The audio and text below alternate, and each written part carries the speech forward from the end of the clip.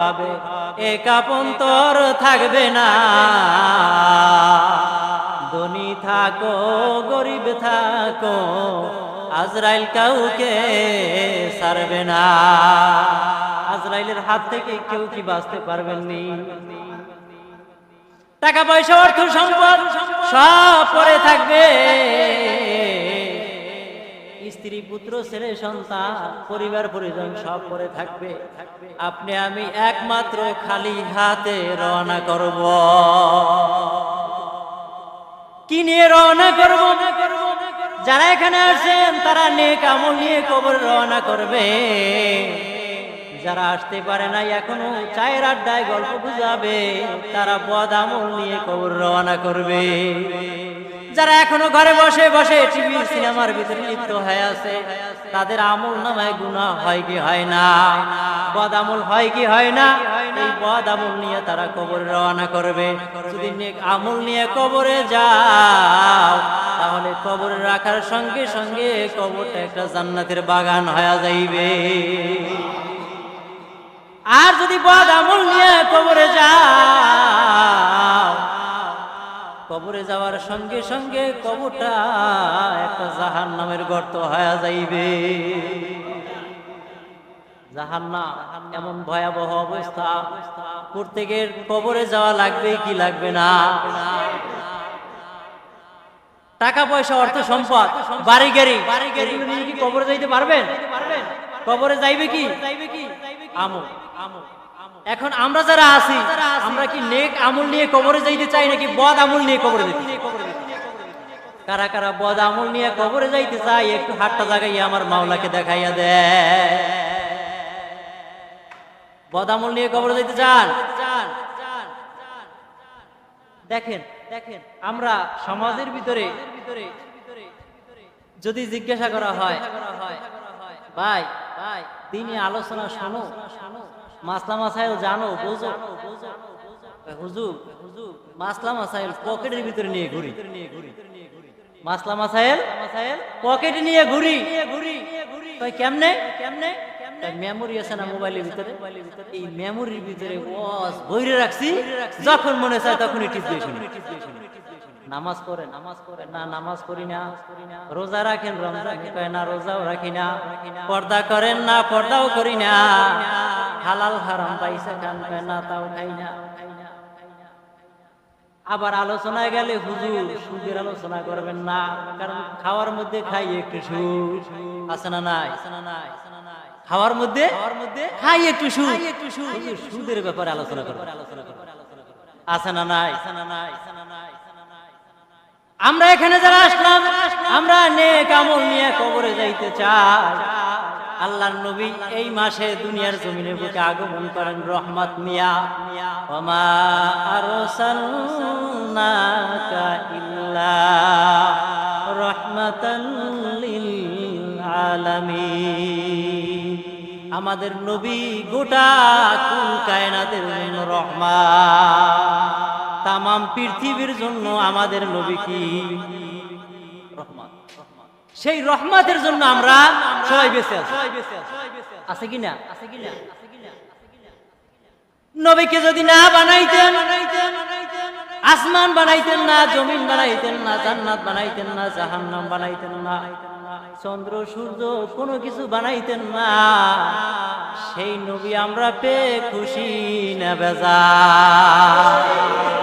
আমরা সেই নবীর উম্মত, সেই নবীর উম্মত হতে পেরে খুশি না বেজার? অন্যান্য নবীরা বলছে, আল্লাহ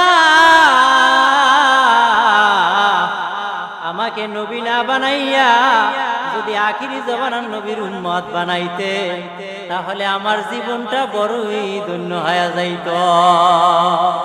আল্লাহ আল্লাহ কে মুবারক নাম হায়, আল্লাহ আল্লাহ মুমিনুকা কামহায়। পয়গম্বর মুসা আলাইহিস সালাতু ওয়াস সালাম মাওলাকে ডাক দিয়া বলে, ও দয়ার মালিক আল্লাহ, আমাকে নবী না বানাইয়া যদি এই আখিরি জমানার নবীর উম্মত বানাইতেন, তাহলে আমার জীবনটা বড়ই ধন্য হয়ে যাইত।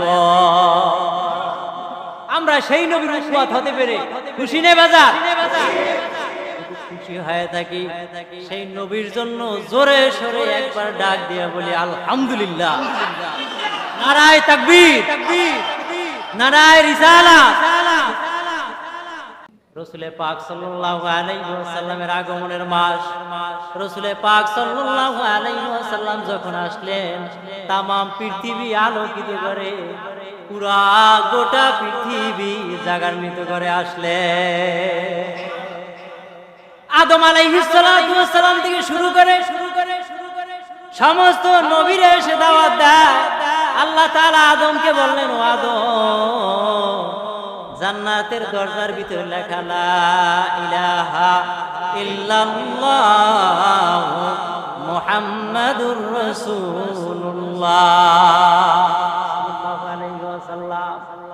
আদম আলাইহিস সালাতু ওয়াস সালাম মাওলাকে ডাক দিয়া বলে, ও দয়ার মালিক আল্লাহ, এখানে তো আপনার নাম, তাহলে সামনে এই লোকটার নাম কে?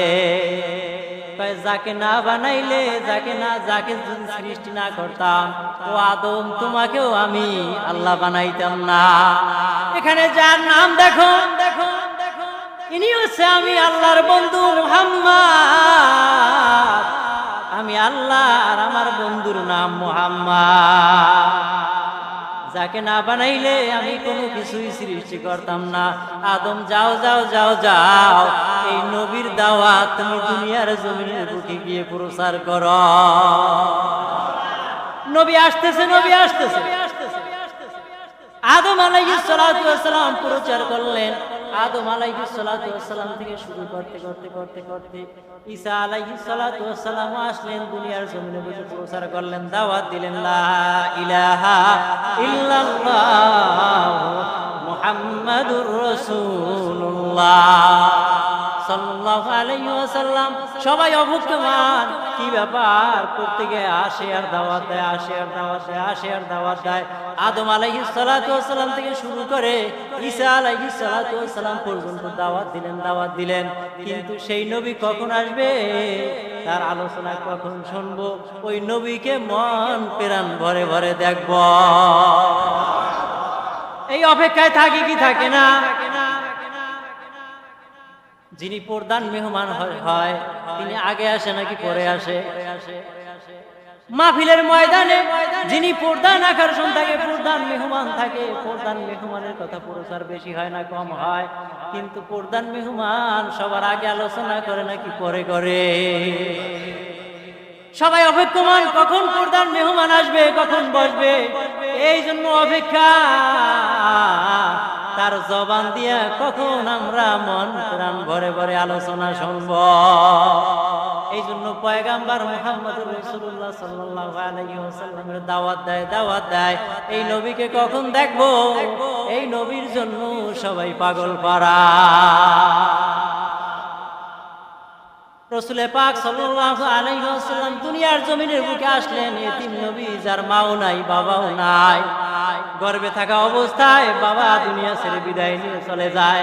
6 বছরের সময় নিজের হাতে নিজের মার দাফন কাফনের ব্যবস্থা করে।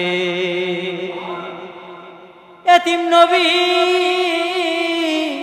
যার মাও নাই বাবাও নাই, সেই নবীর উম্মত হতে পেরে আমরা খুশি না বেজার? পয়গম্বর মুহাম্মদ মুসা আলাইহিস সালাতু ওয়াস সালাম বলেন, আল্লাহ নবী না বানাইয়া যদি আখির জামানে নবীর উম্মত বানাইতা, জীবনটা বড়ই ধন্য হয়ে যাইতো। আমরা সেই নবীর উম্মত হতে পেরে ধন্য কিনা বলে? রাসূলে পাক সাল্লাল্লাহু আলাইহি ওয়াসাল্লাম এতিম নবী, যার মাও নাই বাবাও নাই, নবী রহমত নিয়া দুনিয়ার জমিনের বুকে চলে আসলেন।